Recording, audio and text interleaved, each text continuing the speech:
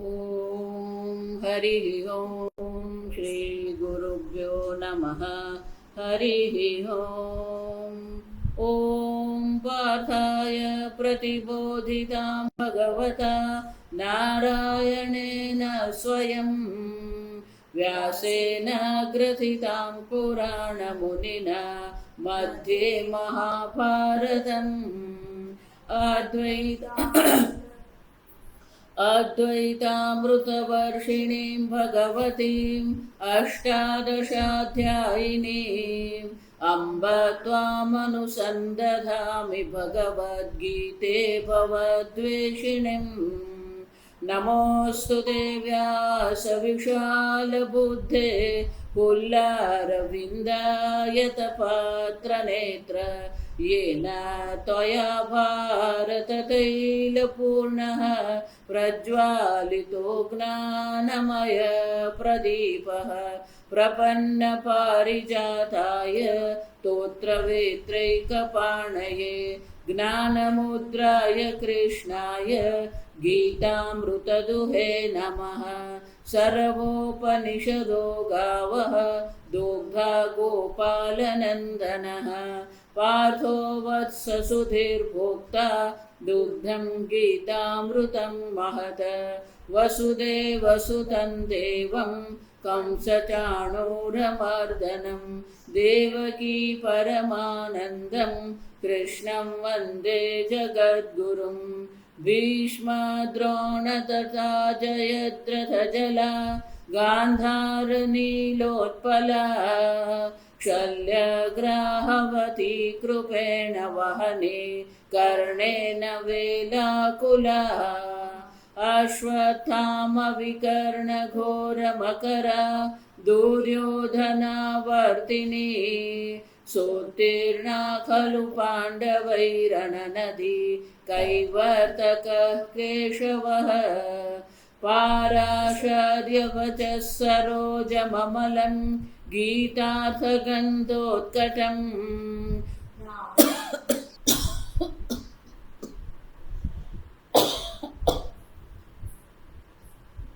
नानाख्यानककेसरं हरिकथा सम्बोधनाबोधितम् लोके सज्जनषट्पदैरहरः पेपीयमानं मुदा भूयाद्भारतपङ्कजं कलिमलप्रध्वंसिन श्रेयसे। मूकं करोति वाचालं पङ्गुं लङ्घयते गिरिं यत्कृपातमहं वन्दे परमानन्दमाधवम्। यं ब्रह्मा वरुणेन्द्ररुद्रमरुतः स्तुवन्ति दिव्यैस्तवैः वेदैः साङ्गपदः क्रमोपनिषदैः गायन्ति यं सामगाः। ध्यानावस्थिततद्गतेन मनसा पश्यन्ति यं योगिनः यस्यान्तन्न विदुः सुरासुरगणाः देवाय तस्मै नमः। ॐ सहना भवतु सहनौ भुनक्तु सह वीर्यं करवावहै तेजस्विनावधीतमस्तु मा विद्विषावहै। ॐ शान्ति शान्ति शान्तिः। ॐ तत्सदिति निर्देशः ॐ तत्सदिति निर्देशः ब्रह्मणस्त्रिविधस्मृतः ब्रह्मणस्त्रिविधस्मृतः ब्राह्मणस्तेन वेदाश्च ब्राह्मणस्तेन वेदाश्च यज्ञाश्च विहिताः पुरा यज्ञाश्च विहिताः पुरा। यज्ञदानतपः प्रभूतीनां साद्गुण्यकरणाय अयम उपदेशः उच्यते। કોઈ પણ કર્મ જ્યારે આપણે કરીએ એ કર્મ કરવામાં આગળ 18મા અધ્યાયમાં ભગવાન કહે છે જેવી રીતે અગ્નિ સાથે ધુમાડો છે ધૂમેના એમ સહજમ દોષમ કોઈ પણ કર્મમાં થોડો ઘણો દોષ રહેલો જ હોય, અને એટલા માટે એ કર્મને આપણે અયોગ્ય બનાવવું પડે. એટલે શંકરાચાર્યજી કહે છે યજ્ઞ દાન પ્રભુ દાન તપ પ્રભૂતિ નામ એટલે કે આદિના વગેરે. સદગુણ્યકરણાય એટલે કે એમાં જે કંઈ દોષ થયો હોય એ દોષની નિવૃત્તિ કરીને એને યોગ્ય બનાવવું. કારણ કે દરેક કર્મ જે છે ક્યાંક ને ક્યાંક કોઈક ને કોઈક દોષયુક્ત છે, અને એટલા માટે કોઈ પણ કર્મ જ્યારે આપણે કરીએ તો એ કર્મને આપણે ઠીક કરવું પડે, એને સદગુણ્ય કરવું પડે, એટલે કે એને યોગ્ય બનાવવું પડે. એના જે પણ દોષ હોય એ દોષની નિવૃત્તિ કરવી પડે. જો એટલા માટે જ આપણે કર્મ જ્યારે કરીએ,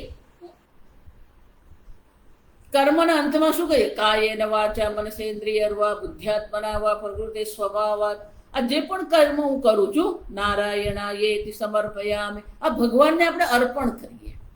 બીજું ક્ષમા પ્રાર્થના, કોઈ પણ કર્મના અંતે ક્ષમા પ્રાર્થના કરવામાં આવે. અપરાધ સહસ્રાણી ક્રિયંતે હર્નિશમયા.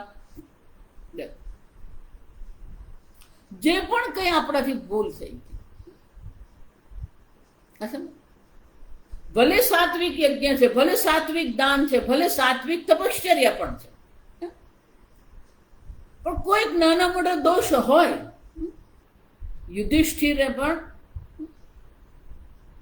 યુધિષ્ઠિરનો જ્યારે મહાભારતના યુદ્ધ પછી રાજ્યાભિષેક જ્યારે કરવામાં આવ્યો ત્યારે ભગવાન શ્રી કૃષ્ણએ કહ્યું કે અત્યારે રાજ ભંડારમાં જે પણ કઈ ધન છે એ અન્યાયથી પ્રાપ્ત કરેલું ધન છે. દુર્યોધને અનેક પ્રકારથી અન્યાય કરેલા, અને એટલા માટે યુધિષ્ઠિરને કહેવામાં આવ્યું 3 વાર રાજસુ યજ્ઞ કરો, તો પછી આ ધનની આ રાજની શું થશે? શુદ્ધિ થશે. તો રાજસુ યજ્ઞ કરવામાં આવ્યો. શાના માટે? એને પ્રાયશ્ચિત કર્મ કહ્યું. જો વિચારી, પ્રાયશ્ચિત કર્મ રૂપે 3 વાર રાજસુ યજ્ઞ થવાનો. મોટા મોટા ઋષિ મુનિઓ આવ્યા, પંડિતો આવ્યા, વિદ્વાનો આવ્યા, બધું શાસ્ત્રોક્ત રીતે. અન્નદાન, સૂર્યોદયથી સૂર્યાસ્ત પર્યંત અન્ન ક્ષેત્ર ચાલતું. અનેક બ્રાહ્મણો, અનેક લોકોને દાન કરવામાં. તો યજ્ઞની સાથે સાથે દાન પણ થતું. તો પેલી કથા છે, જો સમય તો પેલો એક નોળિયો ત્યાં આવ્યો. એ નોળિયો પેલો અડધો સોનેરી બની ગયેલો, પેલો અડધો નહોતો. એટલે યજ્ઞની જે ભસ્મ હતી ને, રાખ, એમાં આડોટતો હતો. એટલે યુધિષ્ઠિરે જોયું, એટલે કે કેમ આવું કરો છો? તો કે અમારું અડધો. પૂર્ણ કથા તો મને બહુ ખબર નથી, પણ નોળિયો એમ કે છે કે પેલા એક બ્રાહ્મણે યજ્ઞ કર્યો હતો, ત્યાં હું ગયો ને ત્યાં જયારે મારું આ શરીરને રાખમાં એ કર્યું તો અડધું શરીર મારું સુવર્ણ બની ગયું, અડધું બાકી હતું. એટલે મને એમ થયું કે તમે ધર્મરાજ છો, તમે જે આ યજ્ઞ કર્યો તો બાકીનું મારું થઈ ગયું, પણ થયું નહીં. જો આ સમજો, વિચાર, આટલી બધી સાવધાનતા સાથે કરવામાં આવ્યું, છતાં પણ એવો કઈક દોષ રહી ગયેલો કે પેલા નોળિયાનું શરીર સુવર્ણનું બન્યું નહીં. તો કોઈને કોઈ દોષ રહેલો જ હોય. જો તમે ગમે એટલી સાવધાનતા રાખો. અને એટલા માટે અહીંયા કહેવામાં આવે છે કે આ બ્રહ્મના સ્વરૂપને પણ પ્રગટ કરવામાં આવ્યું. બ્રહ્મ તત્વ જે છે એનું સ્વરૂપ પણ અહીંયા પ્રગટ થાય છે, પણ મુખ્ય હેતુ શાના માટે છે? કે આપણે જે પણ કંઈ કરી રહ્યા છે એ કર્મમાં કોઈ દોષ હોય તો એ દોષની નિવૃત્તિ થઈ જાય, એ યોગ્ય કર્મ બની જાય. અને એટલા માટે ભગવાન સ્વયં અહીંયા કહે છે, ઓમ તત્સદિતિ નિર્દેશ બ્રહ્મણ ત્રિવિધ સ્મૃત. બ્રહ્મણ ઓમ તત્સદિતિ ત્રિવિધ નિર્દેશ સ્મૃત. બ્રહ્મના આ 3 નિર્દેશ છે. આ 3 દ્વારા બ્રહ્મનો નિર્દેશ કરવામાં. ઓમ તત્ સત. જો એટલા માટે આપણે કર્મ કરીએ ત્યારે પણ ઓમ તત્ સત.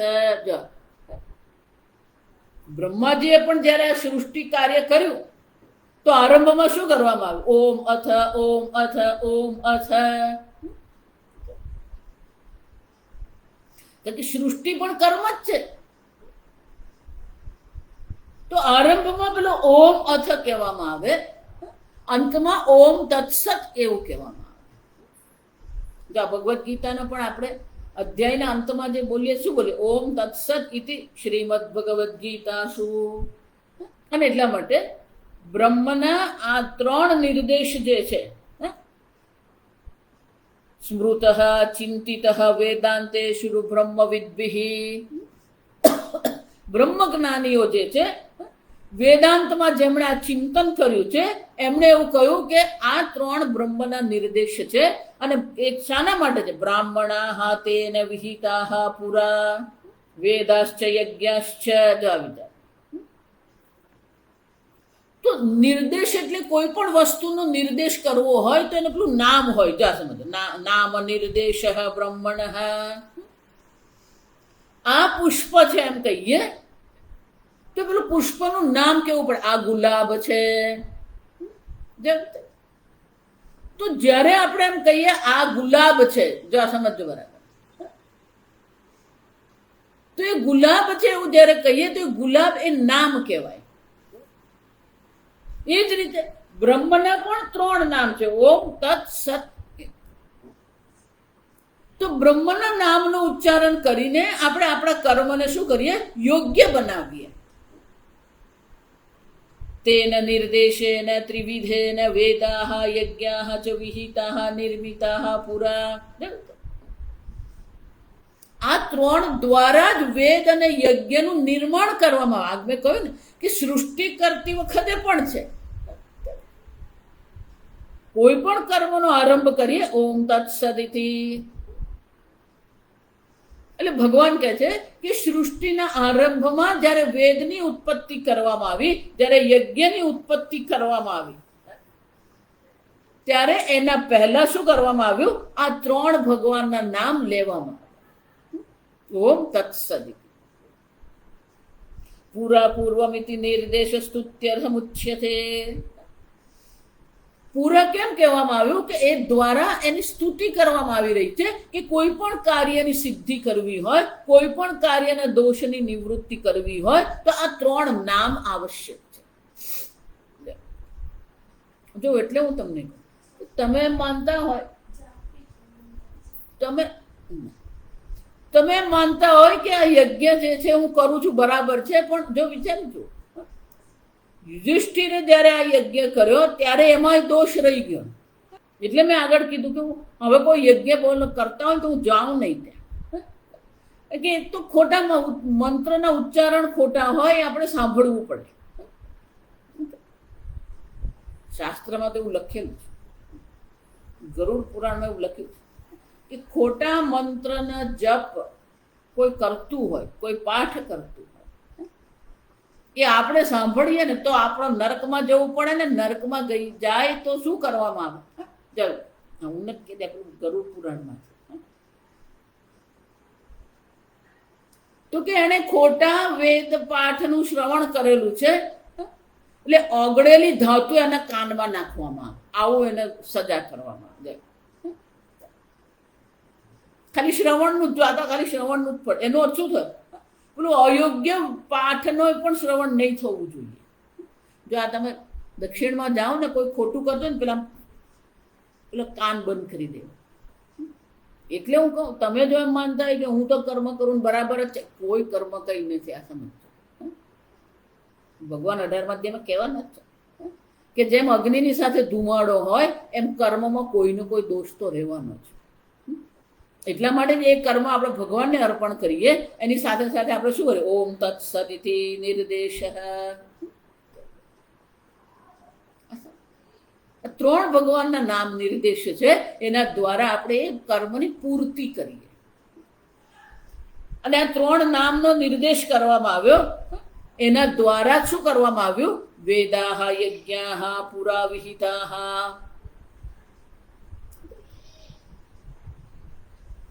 હવે આ એક એક ભગવાન લે છે, ઓમ, તત અને સત. તો કે ઓમ કોને કહેવામાં?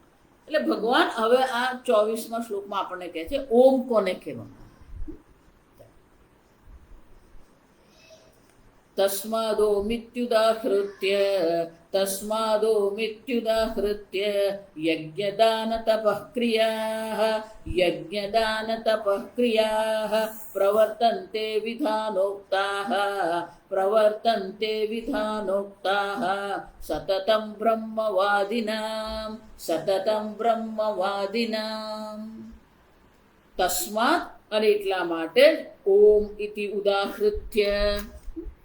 ઉદાહૃત્ય એટલે ઉચ્ચારણ કરી. ઉત એટલે ઉચ્ચ. આ વેદ પાઠમાં જે દોષ દર્શાવે ને એમાં એક દોષ કયો છે? અલ્પકંઠાહ. બોલવાનો સંકોચ થતો હોય ને એટલે યોગ્ય રીતે બોલે નહીં. અલ્પકંઠાહ. ગીતિ શીઘ્રી કંપી. ગીતિ વેદ પાઠ જે છે એને ગાન કરવામાં. આજકાલના લોકો બધા જાત જાતના મંત્રો હોય ને એ મંત્રનું ગીત બનાવીને ગાય, એના રાગ બનાવે. રાગ નહીં થાય જો સમજો. ગીતી અને ગાન નહીં કરી શકાય. શીઘ્રી જલ્દી જલ્દી ઉતાવળમાં નહીં.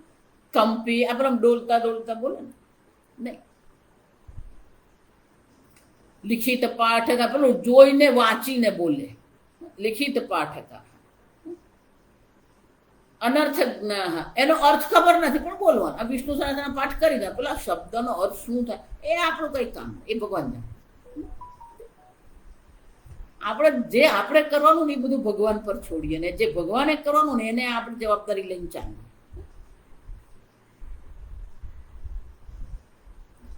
છેલ્લું છે અલ્પકંઠા. ષડેતે અધમાહ પાઠકાહ. અલ્પકંઠા જો એટલા માટે આ વેદનો છે ને ઉદ્ઘોષ કહેવામાં.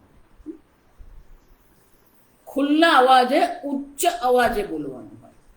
ઉદાહૃતમ ઉચ્ચાર્ય. ઊંચા અવાજે ઊંચા કંઠે ખુલ્લા અવાજે બોલવાનું.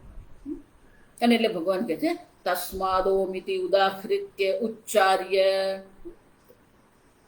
કોઈ પણ પુણ્ય કર્મ જ્યારે આપણે કરીએ, શુભ કર્મ જ્યારે આપણે કરીએ, તેને શુભ કર્મ કરતી વખતે શું કરવાનું હોય?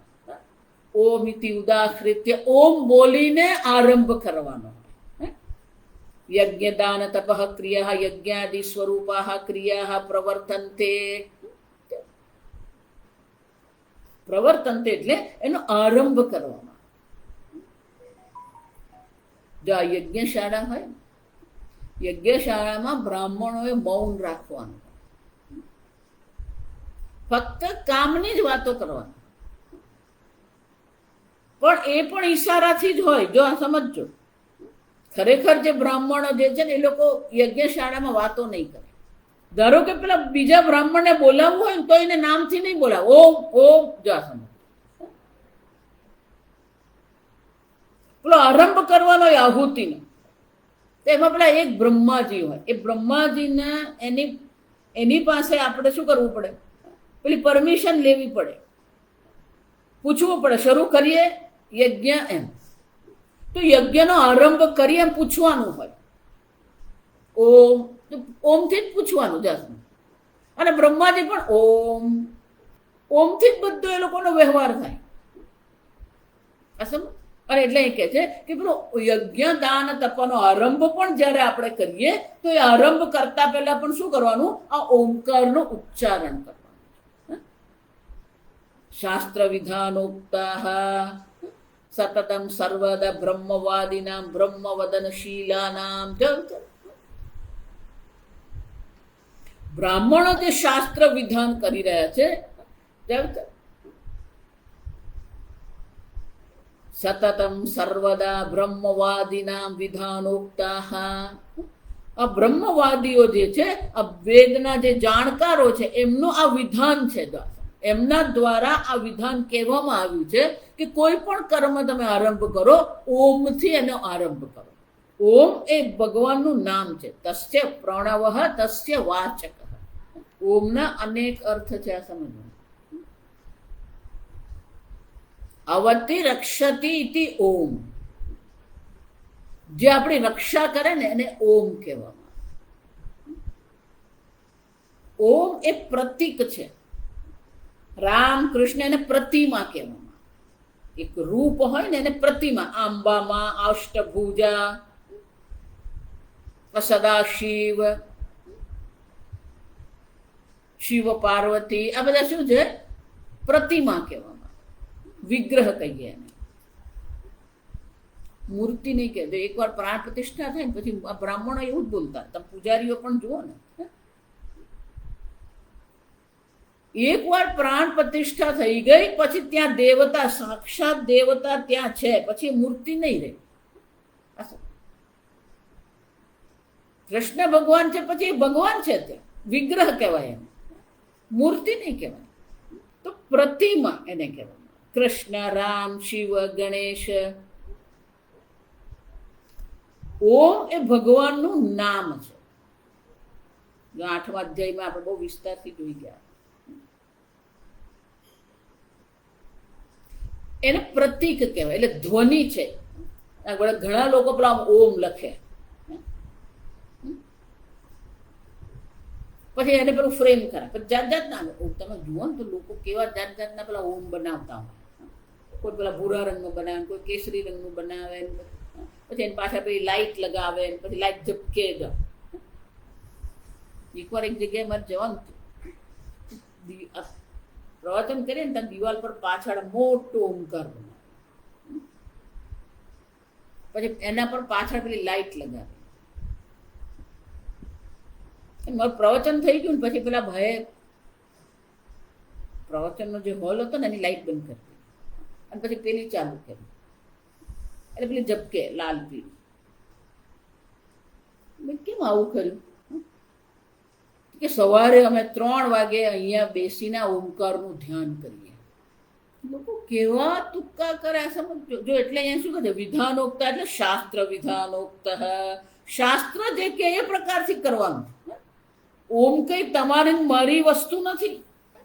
ઓમનો નિર્દેશ કરનાર કોણ છે? શાસ્ત્ર છે, પ્રતીક છે. એટલું જ નહીં, શુદ્ધ ઓમનો ઉચ્ચારણ માત્ર ને માત્ર સંન્યાસીઓ માટે. પણ એમાં પણ સંન્યાસી કયા? વિદ્વત સંન્યાસ. જો વિવિધિશા સંન્યાસ એટલે કે શાસ્ત્ર અધ્યયન માટે તેને સંન્યાસ ગ્રહણ કરે, એને પણ એમાં નથી. જો ઓમકારનો અધિકાર કોને છે? એટલા માટે માત્ર ઓમનો નહીં કરવા માટે શું કરવાનું? ઓમ નમઃ શિવાય, ઓમ ગંગણપતયે નમઃ. સ્વામીજી બહુ સરસ સમજાવે. ઓમ નામ છે ભગવાનનું. જો આપણે કોઈને પણ નામથી બોલાવીએ ને, તો કોઈને પણ આપણે નામથી બોલાવીએ. એમ ઓમ એમ તમે કીધું એટલે શું કર્યું? એટલે ભગવાનને બોલાવ્યા તમે. જા સમજજો. ઘરમાં નાના બાળકો હોય, મમ્મી રસોડામાં કંઈક કરતી, માં રસોડામાં કામ કરતી હોય, પેલું બાળક રમતું હોય, એ રમતા રમતા શું કે મમ્મી માં જો.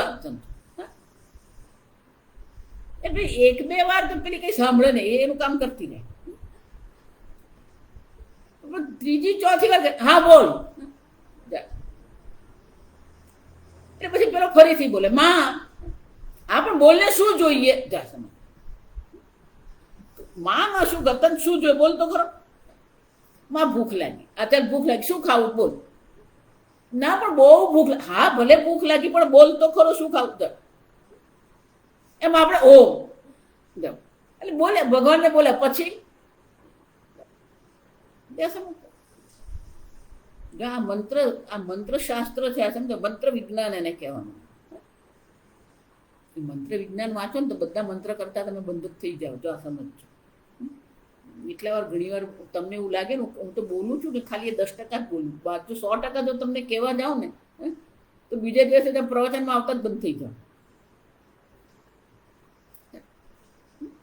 એટલે સ્વામીજી બહુ સરસ સમજાવતા કે ઓમ એમ કહીએ એટલે કોણ છે? પેલા ભગવાનને આપણે યાદ કર્યા. એટલે માં એમ કહીને આપણે શું કરીએ? માનું ધ્યાન આપણા તરફ દોરીએ આપણે. એ જ રીતે ઓમ એમ બોલે એટલે ભગવાનનું ધ્યાન આપણા તરફ આવ્યું. ભગવાન તો સર્વશક્તિ છે, સર્વ જ્ઞાન છે. એટલે આપણે કેવું પડે શું જોઈએ, જેમ પેલું માને કેવું પડે શું જોઈએ. ઓમ ગમ, ગમ એટલે શું છે? બીજ મંત્ર. ગણપતયે નમઃ. તો ભગવાનના કયા રૂપને આપણે યાદ કર્યા? ગંગ ગણપતયે નમઃ. હું બોલું ને તો જરાક ધ્યાન આપો ને તો તમને ખબર પડે. ગમ નથી બોલો, ગંગ ગણપતયે. મોડું બંધ કરવાનું. ગંગ ગણપતયે. ગ નો મકાર છે, મકાર પછી ગ આવે એટલે ગ વર્ગ જે છે, ક વર્ગ છે, એનો અનુનાસિકા બોલવી પડે. ગંગ ગણપતયે. આ બધું ચાલે તો બધું ભગવાન ચાલી જાય. એક ભાઈ મને કે સ્વામીજી તમે બોલો, બધું ભગવાન સમજતા જ હોય. ભગવાન બધું જ સમજે, તું કયા ભાવથી કરે એ ભગવાન જાણતા જ હોય. ભલે બીજાથી આપણે છુપાવીએ પણ ભગવાનથી કઈ છુપાવવાનું નથી.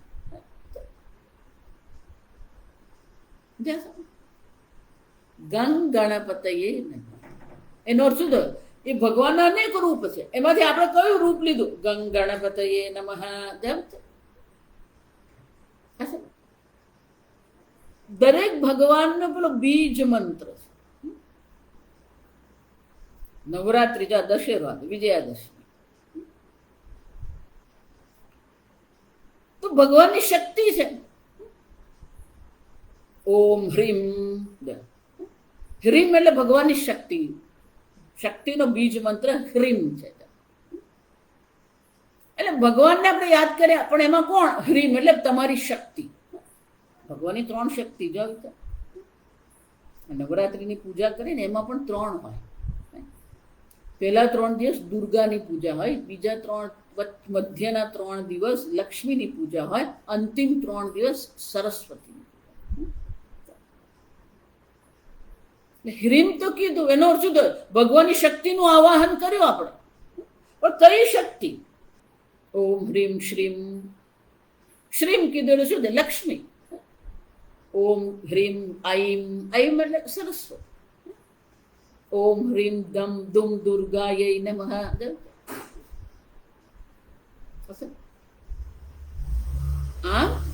આપણને જે ભગવાનની જે શક્તિની આવશ્યકતા છે, ભગવાનના જે રૂપની આપણા જીવનમાં આવશ્યકતા છે, એ પ્રકારથી આપણે મંત્ર નક્કી કરીએ.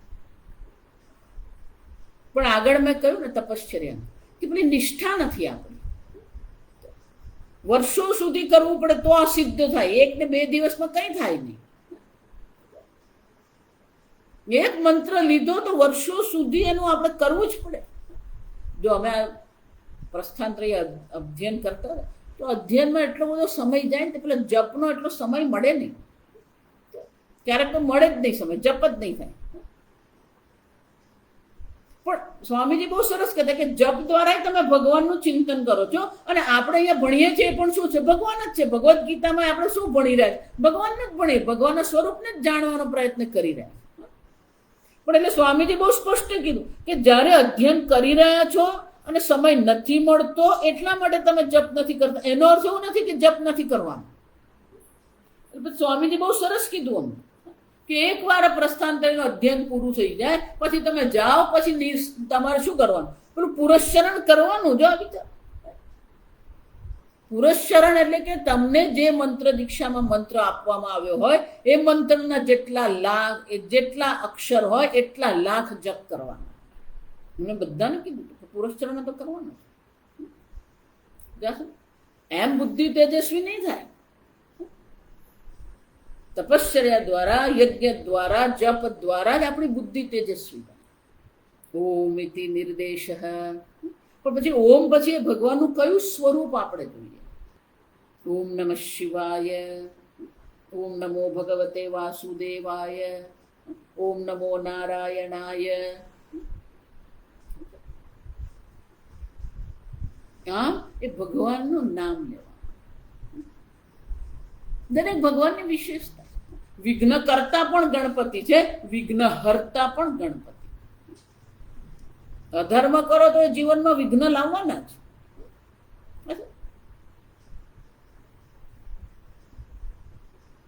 આપણે બુદ્ધિમાં સ્થિતિ કરવી છે. ઓમ નમો ભગવતે વાસુદેવાય. અજ્ઞાનની જો ભગવાન શંકર કોને કહેવામાં આવે? ભુક્તિ મુક્તિ પ્રદાતા કહેવાય ભગવાન. ઓમ નમઃ સરળ, હું બધાને કહું, સરળમાં સરળ ઓમ નમઃ શિવાય. એક તો પહેલી વસ્તુ વૈદિક મંત્ર અને પંચાક્ષર, એટલે 5 લાખ જ કરવાના. પેલો ગાયત્રી પકડવા તો 24 લાખ કરવા પડે.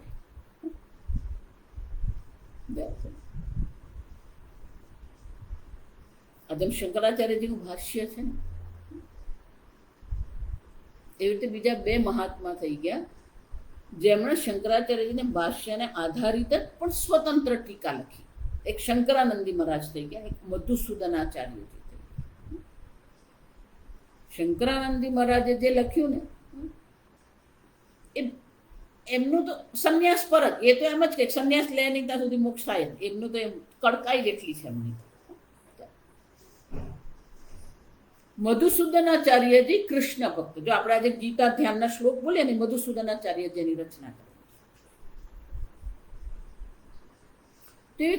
એવી એક કથા છે કે એમને આ શાસ્ત્ર અધ્યયન કર્યું, પુરશ્ચરણ કર્યું, બધું જ કર્યું, છતાં પણ પેલી નિષ્ઠા નહીં. જો આગળ આપણે ચર્ચા કરી કે દેહ બુદ્ધિ છૂટવી, દેહાત્મ બુદ્ધિ જેને કહેવામાં આવે, એટલી સરળતાથી નીકળતી નથી.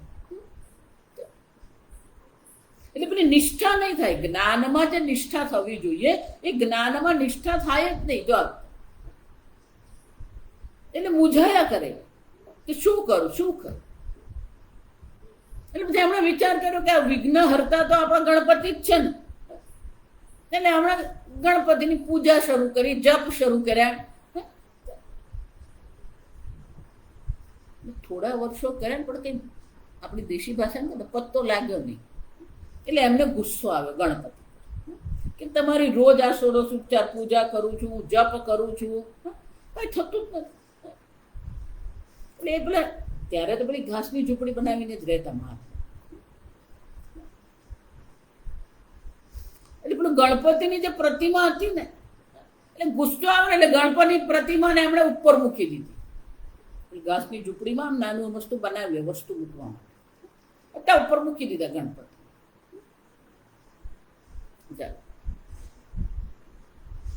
પછી કીધું કે ના ગાયત્રી નો કરો, એટલે ગાયત્રી જપશો, ગાયત્રી પુરુષ છે. એટલે પણ માતાજીની સ્થાપના કરીને માતાજીની પૂજા કરવાની. જો રોજ પૂજા થઈ જાય, શંકરાચાર્ય બધા રોજ પૂજા કરે, સમજ. એટલે રોજ પૂજા કરવાની. એક દિવસ એવું થયું કે વાયુ એકદમ શાંત, હવા એકદમ શાંત, પવન નહીં હોય, હવામાં કોઈ લહેર નહીં હોય ને, તો જ્યારે તમે ધૂપ કરો, જો અગરબત્તી નહીં વાપરવાની. અગરબત્તીમાં એ લોકો પેલા વાંસની સળી વાપરે. એ વાંસની સળી આપણા માટે યોગ્ય નહીં, કારણ કે એ બળે ને તેમાંથી બ્રોમિન કરીને જે વાયુ નીકળે ને એ યોગ્ય નથી આપણા ફેફસા.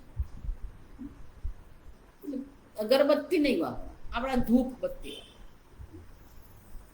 પહેલા તો ધૂપ જ હતું. એટલે પેલું ધૂપ કરવામાં આવે, પૂજા કરે, પછી ધૂપ દીપ નૈવેદ્ય. એટલે ધૂપ એમણે માતાજીને કર્યું, પછી ધૂપ આમ બાજુમાં મૂકી દીધું. તે દિવસે પણ કોઈ પવન નહીં, હવા એકદમ શાંત. જો તમે પૂજા કરતા હોય ને તો આ તમને ખબર હોય કે તે દિવસે હવા શાંત હોય ને, તો પેલી ધૂપમાંથી જે વાયુ નીકળે ને એકદમ સીધી ઉપર જાય. કારણ કે કોઈ શાંત છે હવા, એટલે પેલી ધૂપ શું થાય, આમ સીધી જ ઉપર એની લહેર જાય. એનો જે ધુમાડો જે નીકળતો ને, ધુમાડો ઉપર સીધો જ જાય. એટલે એમણે જોયું કે આમ ધૂપ ઉપર જાય. ત્રીજે દિવસે એવું જ થયું. એટલે સહજ આપણું સહજ આપણે સહજ રીતે જોઈએ કે ક્યાં જાય જો આ વિચાર. એટલે પેલો આમ સીધું ઉપર જતું હતું ને એટલે આપણે આમ સહજ નજર કરી બીજે દિવસ તો પેલો સીધું પેલો ગણપતિ ત્યાં બેઠેલા ને ત્યાં પેલો ધુમાડો જાય. એટલે એમણે જોયું કે આ ધૂપ તો મેં માતાજીને આપીને આ ધૂપ પહોંચ્યું કે પેલા ગણપતિ. એટલે ઊભા થઈ ગયા. ઊભા થઈને પછી પેલા ગણપતિની મૂર્તિ લીધી અને પેલું રૂ લીધું ને એમની સૂંઢમાં પેલું રૂ નાખી દીધું. કેમ? તમારા માટે નથી, માતાજી.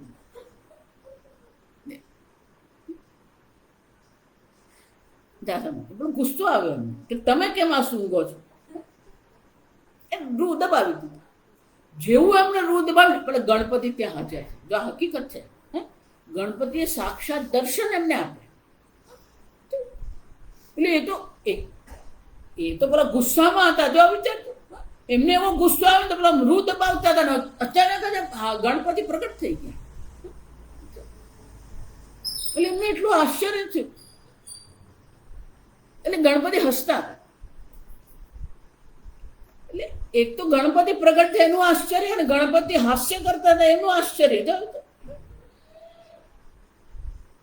અમને તો ખબર જ નહીં પડી શું બોલવું. અચાનક જ ભગવાન સામે આવી જાય આપણને બોલવાની ક્યાં ખબર પડે. એટલે જોયા જ કર્યું હમણાં તો ભગવાનની સામે. બે ક્ષણ પછી જરાક મન શાંત થયું. એટલે કે ભગવાન તમે હસો છો કેમ? તો કે અત્યાર સુધી હું તમારી આટલી પૂજા કરી, આટલા વર્ષો સુધી તમારા જપ તપ કર્યું ત્યારે પ્રગટ નહીં થાય. આજે તમે પ્રગટ થઈ ગયા. હું અત્યારે માતાજીની પૂજા કરું તો તમે પ્રગટ થઈ ગયા. તો કે તું અત્યાર સુધી મારી પૂજા કરતો હતો પણ તારી ભાવના એવી હતી કે આ ગણપતિની મૂર્તિ છે. આજે તે મને ખરેખર ગણપતિ માન્યો અને ગણપતિએ સુગંધ લીધી અને તે પેલું રૂ નાખ્યું. કેમ? સત્ય બુદ્ધિ તે મારા કરી. આ ગણપતિ છે એટલે હું પ્રગટ થઈ. જો હું તમને એટલે જ કહું છું, ભક્તિ એમ નહીં માનતા ધૂપ કરે દીપ કરે માળા કરે એટલે ભક્તિ. એ ભક્તિ નથી, એ તો ક્રિયા છે. આપણે ક્રિયામાં એટલા બધા અટવાઈ જઈએ ને કે પેલી ભાવના તો છૂટી જ જાય. ગણપતિ ભગવાન કે તે મને સત્ય માન્યો, ખરેખર આ ગણપતિ છે ને આ મારી ધૂપની સુગંધ લઈ રહ્યા છે એવી રીતે બુદ્ધિ કરી એટલે મારે પ્રગટ થવું પડે. તારી ભાવનાને કારણે હું પ્રગટ. જો આ તમારી ભાવનાથી જ ભગવાન પ્રગટ થવાના. જો સમજજો, પેલો શ્લોક છે કે નથી ભગવાન લાકડામાં, નથી ભગવાન ધાતુમાં, કે નથી ભગવાન મૂર્તિમાં, પથ્થરમાં. જો સમજજો, ભગવાન તમારી ભાવનામાં છે. શબરીની કથા મેં કરી કે એને ભાવના હતી એની કે ભગવાન આવશે, આજે ભગવાન આવશે. જો રોજ તૈયારી કરતી. યુવતી હતી ત્યારે ગુરુજીએ કીધું કે રામ ભગવાન એક દિવસ અહીંયાથી પસાર થશે. વર્ષો સુધી રોજ તૈયારી કરે. પેલું માર્ગ સાફ કરી દે, એમને બેસવા માટેનું લીપણ કરી દે, ફળ લઈ આવે, ફૂલ લઈ આવે, રોજની તૈયારી. આપણે 2 દિવસ માળા કરીને પછી આંખ ખોલીને જોઈએ ભગવાન આવ્યો કે નહીં આવ્યો. પણ એ મંત્ર કરીએ એની પાછળ પેલી ભાવના હોવી તો એ મંત્ર સિદ્ધ થાય. ભાવના વગરનો મંત્ર સિદ્ધ નહીં થાય. ભાગવતમાં લખ્યું અદ્રઢમ શ્રુતમ હતમ. જે તમે શ્રવણ કરો એને તમારી બુદ્ધિમાં દ્રઢ પાકું કરવું પડે. જો પાકું ન કર્યું તે જતું રહે, તે નિરર્થક થઈ જાય. એ જ રીતે આ મંત્ર પણ ક્યારે સિદ્ધ થાય? મંત્રમાં થોડી ઘણી પણ જો તમે શંકા કરી, સંશય કર્યો, હતમ મંત્ર, એ મંત્ર તમારો નાશ પામે. ઓમ એ માત્ર ભગવાનનું નામ છે, પણ એની સાથે પેલો મંત્ર કરવાનો ઓમ નમઃ શિવાય, ઓમ નમો ભગવતે વાસુદેવાય.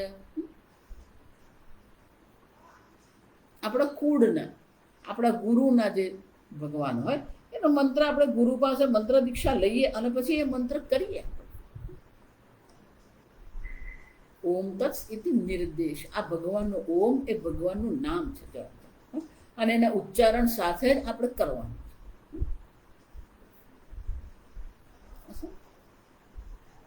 અને કોઈએ નથી કીધું, શાસ્ત્ર વિધાનોક્તા, શાસ્ત્રના વિધાનમાં છે કે કોઈ પણ કાર્યનો તમે આરંભ જ્યારે કરો ત્યારે ઓમથી જ સર્વદા સતતમ બ્રહ્મવાદિનામ, કોઈ પણ કાર્યનો આરંભ કરો ઓમકારથી જ કરવાનો.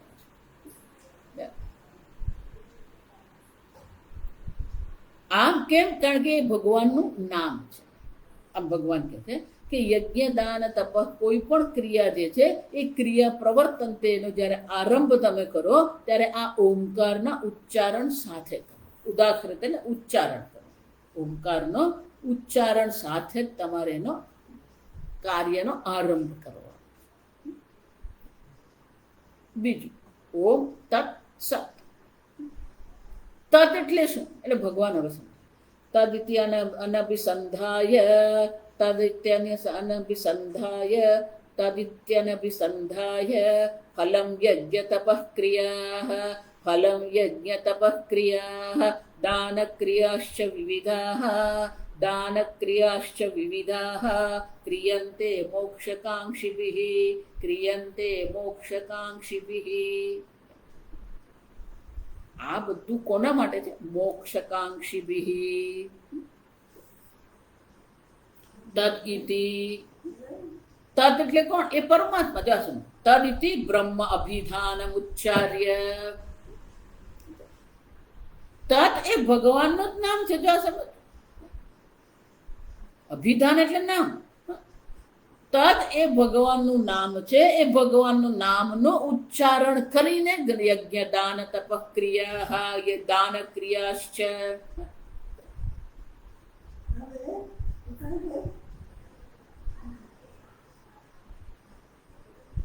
પણ એ જ્યારે કરીએ ત્યારે કેવી રીતે કરીએ? અનભિસંધાય ફલમ.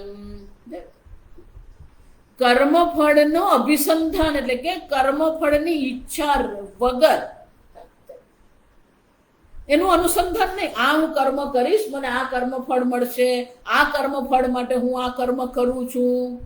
આવું કોઈ પણ પ્રકારથી કર્મફળનું અભિસંધાન કરવામાં નથી આવતું. આ સમજો. અનભિસંધાય કર્મણઃ ફલમ.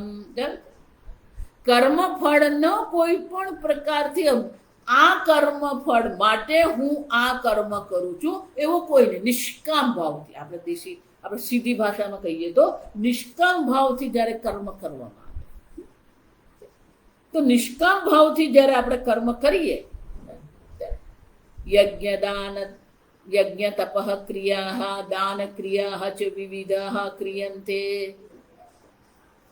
જેને મોક્ષની ઈચ્છા છે, જે મુમુક્ષુ છે, મુમુક્ષુઓ દ્વારા આ તત એવું કહીને જ આ યજ્ઞાદિ કર્મ કરવામાં આવે. તત એટલે પરમાત્મા. તત ત્વમ અસી. મહાવાક્યમાં 3 શબ્દો છે ને. તત ત્વમ અસી. ગુરુજી શિષ્યને કહી રહ્યા છે તું અસી એટલે તું. તત એટલે પરમાત્મા, જગત કારણ બ્રહ્મ તત. ત્વમ એટલે તું જીવ. તું જે જીવ છે એ જગત કારણ બ્રહ્મ છે. આમ એ તત શબ્દ કોના માટે છે? જગત કારણ બ્રહ્મ માટે. તત શબ્દ જગત કારણ બ્રહ્મનો નિર્દેશ કરવા. આમ આ જગત કારણ બ્રહ્મનો નિર્દેશ કરવામાં તત શબ્દનો પ્રયોગ કરવામાં આવે. પણ ભગવાન એવું કહે છે કે આ તત શબ્દનો જ્યારે પ્રયોગ કરીને યજ્ઞ દાન તપ જ્યારે કરવામાં આવે, પણ મનમાં ભાવના કેવી છે? ફલમ અનભિસંધાય. કોઈ વિશેષ ફળ માટે નહીં. યજ્ઞ કરીએ, દાન કરીએ, જોઈ જ ગયા. ફલ અનભિસંધાય યુક્તૈઃ, અફલકાંક્ષિભિઃ યુક્તૈઃ. દાન દાતવ્યમિતિ યદ્દાનમ. કોઈ પણ વિશેષ પ્રકારના સાંસારિક ધર્મ અર્થ કામ જે છે એ ધર્મ અર્થ કામના કોઈ પણ પ્રકારના ફળની ઈચ્છા વિના અનભિસંધાય મુમુક્ષુઓ જે છે એ લોકો આ પ્રકારથી તત એવું બ્રહ્મના નામનું ઉચ્ચારણ કરતા હોય છે. શંકરાચાર્યજી ખાલી કહે છે વિવિધાહ એવું કીધું ને, તો કે દાન દાન ક્રિયા વિવિધાહ દાન ક્રિયા, વિવિધ પ્રકારની દાન ક્રિયાઓ કરે છે. તો કઈ કઈ? ક્ષેત્ર હિરણ્ય પ્રદાનાદિ લક્ષણા વિવિધાહ ક્રિયા. દાન અનેક પ્રકારથી, ધનનું પણ દાન હોય, ભૂદાન પણ હોય, સુવર્ણ દાન પણ હોય, વસ્ત્ર દાન હોય, જંત. આમ વિવિધ પ્રકારના જે દાન કરવામાં આવે એ દાન કરતી વખતે પણ દાન કરતા પહેલા મુમુક્ષુએ શું કરો? તદ ઇતિ,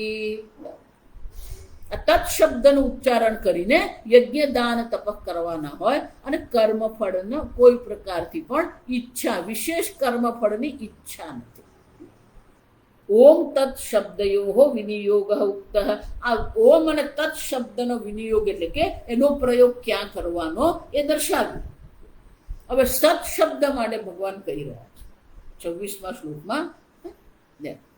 સદ્ભાવે સાધુ ભાવે ચ, સદ્ભાવે સાધુ ભાવે ચ, સદિતે તત્ પ્રયુજ્યતે, સદિત્યે તત્ પ્રયુજ્યતે, પ્રશસ્તે કર્મણિ તથા, પ્રશસ્તે કર્મણિ તથા, સત્શબ્દ પાર્થ ઉદ્યુજ્યતે, સત્શબ્દ પાર્થ ઉદ્યુજ્યતે. યુજ્યતેનો પ્રયોગ કરવો. સત્શબ્દનો પ્રયોગ ક્યારે કરવામાં આવે? જળ સમજ. સદ્ભાવે સાધુ ભાવે ચ, સદભાવ. સદભાવ એટલે કોઈક વસ્તુનું અસ્તિત્વ, કોઈક વસ્તુના અસ્તિત્વનો નિર્દેશ કરવા માટે અસત શબ્દનો પ્રયોગ કરો. અસત સદભાવે, જે પહેલા નહોતું હવે એ છે એવો નિર્દેશ કરવો હોય ત્યારે અસત શબ્દનો પ્રયોગ કરવાનો. શંકરાચાર્ય દ્રષ્ટાંત. અવિદ્યમાનસ્ય પુત્રસ્ય જન્મની તથા, પહેલા પુત્ર નતો, હવે પુત્રનો જન્મ થયો તો શું કહેવાય? પુત્ર સત, સત એનો જન્મ થયો. જા તો જે અસત છે, જેની ઉત્પત્તિ થઈ નથી, જેની ઉત્પત્તિ થાય છે ત્યારે અસત શબ્દનો પ્રયોગ કરવાનો. એટલે કે કોઈક વસ્તુના અસ્તિત્વનો નિર્દેશ કરવા માટે અસત શબ્દનો પ્રયોગ કરવાનો. એટલું જ નહીં, સાધુ ભાવે, અસાધો સદવૃત્તતા સાધુ ભાવ.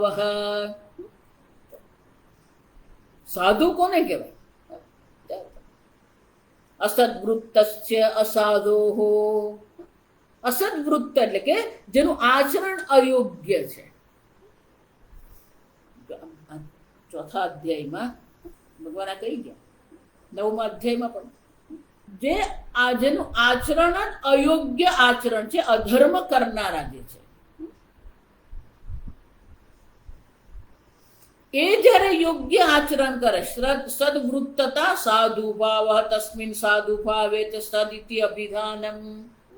તો કોઈ અસત એટલે કે અયોગ્ય આચરણ કરનાર છે, એ જ્યારે યોગ્ય આચરણ કરે ત્યારે પણ આ સાધુ ભાવ એવું કહેવામાં આવે. ક્ષિપ્રમ ભવતિ મહાત્મા સર્વેભ્ય પ્રાપકૃત્તમ.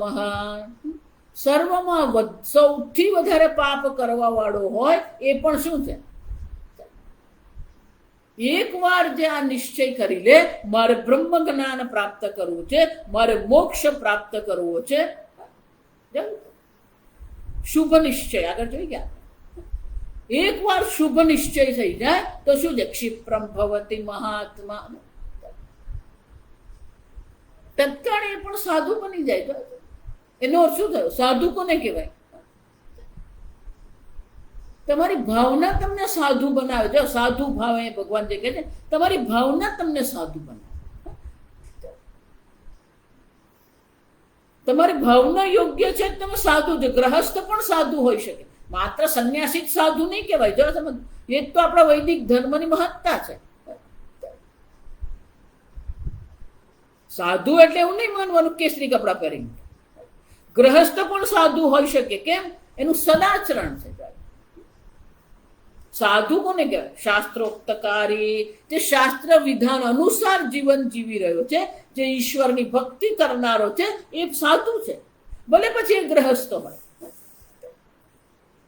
જો એટલે હું કહું, અન્ય સર્વ વૈદિક સંપ્રદાયથી અન્ય સર્વ જે સંપ્રદાય છે, અવૈદિક સંપ્રદાય, ભલે આપણા ભારતમાં હોય, આ સમજો, ભારતની અંતર્ગત પણ જે અવૈદિક સંપ્રદાય વાળા જે છે, એ લોકો બધા તો એવું જ કે છે તમારે બાવા બનવું જ પડે. તો બાવા શબ્દ જ વાપરવા સમજો, ભલે એ લોકો સંન્યાસી કહેતા.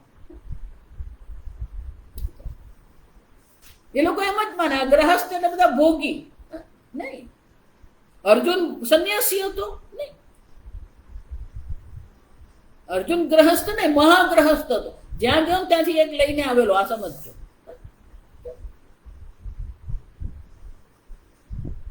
ભગવાન આ બ્રહ્મ વિદ્યાનો ઉપદેશ અર્જુનને કરી રહ્યા છે. તો અર્જુન કોણ છે? સાધુ છે. તિલક કરવાથી, માળા પહેરવાથી કોઈ સાધુ નહીં બની જાય. સદભાવે, સાધુ ભાવે, સદવૃત્તતા સાધુ ભાવ તસ્મિન સાધુ ભાવે સદિતિ એતદ અભિધાનમ બ્રહ્મણઃ પ્રયુજ્યતે. કોઈક વસ્તુ નથી અને ઉત્પન્ન થઈ તો એને માટે પણ આ બ્રહ્મનો સત એવો પ્રયોગ કરવામાં આવે. એ જ રીતે કોઈનું આચરણ યોગ્ય, સાધુ ભાવ એટલે કે એનું યોગ્ય આચરણ, શાસ્ત્રોક્ત આચરણ કરનારા જે છે, એને માટે પણ સાધુ ભાવ એવો સત શબ્દનો પ્રયોગ કરવામાં. સદિતિ એતત પ્રયુજ્યતે. એટલું જ નહીં, પ્રશસ્તે કર્મણી તથા શબ્દ પ્રશસ્તે, જે પ્રશંસનીય કર્મ છે અથવા જે શુભ કર્મ છે, માંગલિક આપણે એને કહીએ, શુભ પ્રશંસનીય શુભ માંગલિક કર્મ માટે પણ સત શબ્દનો પ્રયોગ કરવો. માંગલિક એટલે વિવાહ પ્રસંગ છે, કોઈ પણ માંગલિક પ્રસંગ જ્યારે આપણા ઘરમાં હોય તો એને માટે પણ શું છે? સત શબ્દનો પ્રયોગ કરવાનો. 3 છે. જો પુત્રનો જન્મ થયો, પહેલા પુત્ર નહોતો, હવે પુત્રનો જન્મ થયો, તો એને માટે પણ સત શબ્દનો પ્રયોગ કરવામાં આવે. જે સાધુ જે પહેલા અયોગ્ય આચરણ કરતો હતો, હવે એ યોગ્ય આચરણ કરે છે, તો એને માટે પણ સત શબ્દનો પ્રયોગ, સાધુ ભાવ એવો શબ્દ પ્રયોગ કરવામાં આવે. એ જ રીતે માંગલિક કર્મ જ્યારે કરવાનું હોય ત્યારે પણ શું છે? સત શબ્દનો પ્રયોગ કરવાનો. પહેલા બધું થતું, હવે કઈ છે નહીં. આ ખાલી ઓમકાર રહી ગયો છે, બાકી આ તત ને સત શબ્દના પ્રયોગ હવે એટલા થતા નથી. પણ ઘરમાં કોઈ પણ માંગલિક શબ્દ હોય ત્યારે પણ આ સત શબ્દનો પ્રયોગ કરવાનો. હવે અહીંયા બહુ સરસ વાત કરે ભગવાન કે યજ્ઞ, દાન અને તપક્રિયા જ્યારે પણ આપણે કરીએ ત્યારે ઓમકારના ઓમ તત્સત ઇતિ નિર્દેશ, ઓમ તત્સત બોલીને કર્મનો આરંભ કરવાનો છે. તો એ જ્યારે બોલવામાં આવે એટલે ભગવાન આગળ આપણને દર્શાવે. યજ્ઞે તપસી દાને ચ, યજ્ઞે તપસી દાને ચ સ્થિતિ સદિતિ ચોચ્યતે, સ્થિતિ સદિતિ ચોચ્યતે કર્મ ચૈવ તદર્થીયમ, કર્મ ચૈવ તદર્થીયમ સદિત્યેવ વિધીયતે, સદિત્યેવ વિધીયતે. સત ઇતિ એવ અભિધીયતે. સંધિ છે. સત ઇતિ એવ અભિધીયતે. યજ્ઞ, યજ્ઞ કર્મણી, દાને ચ સ્થિતિ, તપસી, યજ્ઞ તપસી દાને ચ સ્થિતિ સદિતિ ચોચ્યતે. યજ્ઞમાં આપણી સ્થિતિ છે, દાનમાં આપણી સ્થિતિ છે, કે તપશ્ચર્યામાં જે સ્થિતિ છે એ સ્થિતિને પણ વિદ્વાનો સત કહે છે. કેમ? કર્મ ચૈવ તદર્થીયમ, તદર્થીયમ, તદર્થ એટલે તદ એટલે પરમાત્મા. જે પણ યજ્ઞ આપણે કરી રહ્યા છે એ યજ્ઞ જે કરી રહ્યા છે કોને માટે કરી રહ્યા છે? ઈશ્વર માટે કરી રહ્યા છે. તદર્થીય કર્મ, આપણા માટે નહીં. ઓમ તત્સદિતિ, આમ ઓમ તત્સત સદ કહીને આપણે શું કરીએ છીએ? તદર્થીય, ઈશ્વર માટે આ કર્મ કરવામાં આવી રહ્યું છે. કર્મ ચૈવ તદર્થીયમ, ઈશ્વર માટે જે કર્મ કરવામાં આવે એ કર્મને પણ સત કહેવામાં આવે. તદર્થીયમ કર્મ ચૈવ સદ ઇતિ અભિધીયતે. એનો અર્થ શું થયો? ઈશ્વર માટે ઈશ્વરાર્પણ બુદ્ધિથી આપણે જે કર્મ કરીએ છીએ એ કર્મને સત્કર્મ કહેવામાં. વિદ્વદ્વિકર્મ ચૈવ તદર્થીયમ અથવા યસ્ય અભિધાનત્રયમ પ્રકૃતમ તદર્થીયમ. શંકરાચાર્ય કહે છે સત એવું પણ આપણે કહી શકીએ. આ સમજ. અથવા તો ત્રણે ત્રણ ઓમ તત્સત એટલે ત્રણે ત્રણ જે નામ જે છે, અભિધાનત્રયમ કે પ્રકૃતમ તદર્થીયમ યજ્ઞદાન તપ અર્થીયમ ઈશ્વરાર્થીયમ ઇતિ એતત. આમ ઈશ્વર માટે યજ્ઞ તપ અને દાન કરવામાં આવી રહ્યું છે.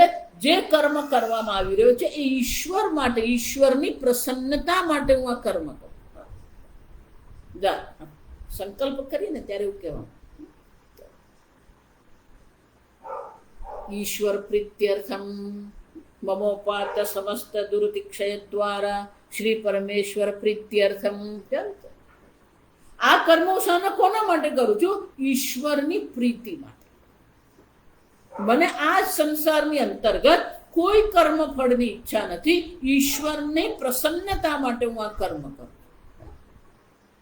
યજ્ઞદાન તપ અર્થીયમ ઈશ્વરાર્થીયમ તદર્થીયમ. ઈશ્વરાર્થ તો પછી એને સત એવું કહેવાનું. જે યજ્ઞ દાન તપ, જે યજ્ઞ દાન તપ તમે જે કરી રહ્યા છો એ ઈશ્વરાર્પણ બુદ્ધિથી કરો છો, મોક્ષ માટે કરી રહ્યા છો, તો એ કર્મને સત્કર્મ કહેવામાં આવે. તદેતદ યજ્ઞદાન આદિ કર્મ અસાત્વિકમ વિગુણમ અપી શ્રદ્ધાપૂર્વકમ બ્રહ્મણઃ અભિધાનત્રય પ્રયોગેણ સગુણમ સાત્વિકમ સંપાદિતમ ભવતી. શંકરાચાર્યજી કહે છે આ પ્રકારથી તદ એતદ યજ્ઞદાન તપ આદિ કર્મ અસાત્વિકમ વિગુણમ અપી. જા સમજો બરાબર. એમ નહીં માનતા કે તામસિક યજ્ઞ કરવાનો ઓમ તત્સત બોલી દીધું એટલે સાત્વિક બની જાય. આ સમજ. અહીંયા બધા ફોટો જ અર્થ કરીને બેઠા છે. પેલો તામસિક યજ્ઞ કરે અને પછી ઓમ તત્સત બોલી દીધું એટલે તમારું યજ્ઞ સાત્વિક બની ગયો. આ સમજ. અસાત્વિકમ વિગુણમ અપી. આગળ મેં કહ્યું કોઈ પણ કર્મ કરીએ એમાં કંઈક ને કંઈક તો વિગુણતા આવવાની છે, કંઈક ને કંઈક દોષ રહેવાનો જ છે. જો આ સમજ. આ સમજ. એટલે પેલા વિગુણતાને કારણે એમાં અસાત્વિકતા છે. સમજાય તમને? રાજસિક કર્મને સાત્વિક બનાવવા માટે નથી કહેતા. સાત્વિક કર્મ જ કરી રહ્યા છે, પણ એ સાત્વિક કર્મમાં કોઈક વિગુણતા આવવાને કારણે એ અસાત્વિક બની ગયું.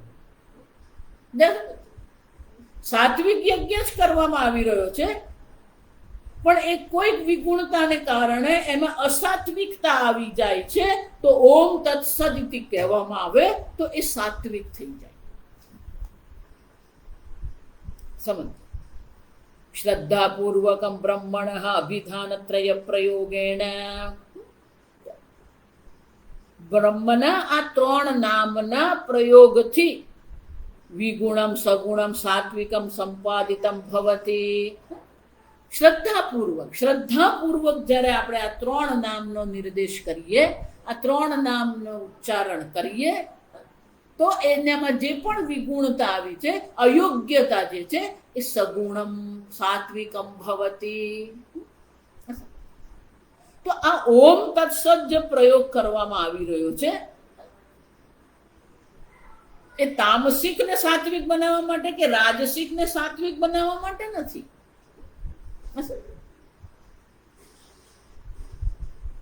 પણ સાત્વિકમાં જ કંઈક અસાત્વિકતા આવી ગઈ, કંઈક કોઈ પ્રકારનો દોષ આવી ગયો, તો ઓમ તત્સત બોલીને આપણે એને સાત્વિક બનાવી શકીએ.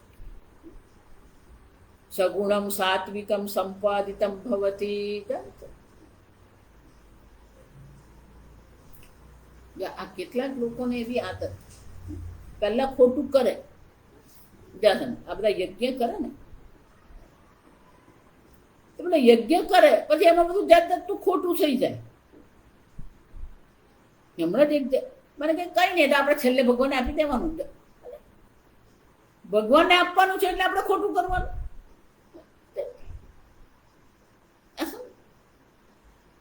આપણે તો સાત્વિક જ કરવાનું છે, પણ એ કરવામાં ક્યાંક દોષ થઈ ગયો તો ઓમ તત્સત ઇતિ નામ નિર્દેશ.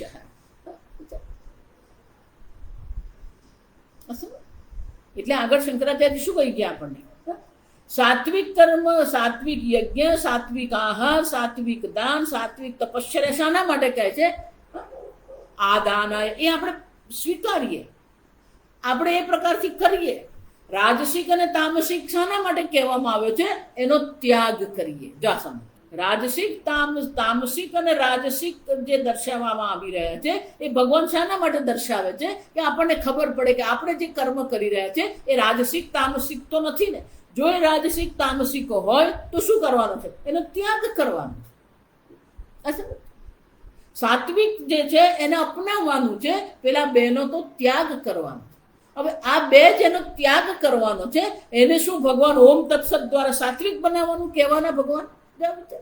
રાજસિક અને તામસિક નો ભગવાન અહીંયા જે દર્શાવી રહ્યા છે એ તો એટલા માટે દર્શાવી રહ્યા છે કે આપણા કોઈક આવા કર્મ ન હોય, અને હોય તો આપણે એનો ત્યાગ, પરિવર્જનાય. શંકરાચાર્ય ત્યાં શું કીધું? પરિવર્જનાય, એનો ત્યાગ કરવા માટે. આ તો સાત્વિક યજ્ઞ કરી જ રહ્યા છે, પણ એમાં કોઈક વિગુણતા આવી ગઈ તો ઓમ તત્સત દ્વારા આપણે એને સાત્વિક બનાવી શકીએ. છેલ્લો શ્લોક છે, આપણે આવતીકાલે કરીશું. ઓમ સ્વસ્તિ પ્રજાભ્યઃ પરિપાલયન્તામ ન્યાયેન માર્ગેણ મહિં મહિષાઃ ગોબ્રાહ્મણેભ્યઃ શુભમસ્તુ નિત્યં લોકા સમસ્તા સુખિનો ભવન્તુ કાલે વર્ષતુ પર્જન્યઃ પૃથ્વી સસ્યશાલિની દેશોऽયં ક્ષોભરહિતઃ બ્રાહ્મણા સन्तુ નિર્ભયાઃ. ઓમ સર્વેષાં સ્વસ્તિર્ભવતુ, સર્વેષાં શાંતિર્ભવતુ, સર્વેષાં પૂર્ણં ભવતુ, સર્વેષાં મંગલં ભવતુ, સર્વે ભવन्तુ સુખિનઃ, સર્વે સन्तુ નિરામયાઃ, સર્વે ભદ્રાણિ પશ્યन्तુ, મા કશ્ચિદ દુઃખભાગ ભવેत्. અસતો મા સદ્ગમય, તમસો મા જ્યોતિર્ગમય, મૃત્યુર્મા અમૃતંગમય. ઓમ પૂર્ણમદ પૂર્ણમિદં પૂર્ણાત પૂર્ણમુદચ્યતે પૂર્ણસ્ય પૂર્ણમાદાય પૂર્ણમેવાવશિષ્યતે. ઓમ શાંતિ શાંતિ શાંતિ. હરિ ઓમ. શ્રી ગુરુભ્યો નમઃ.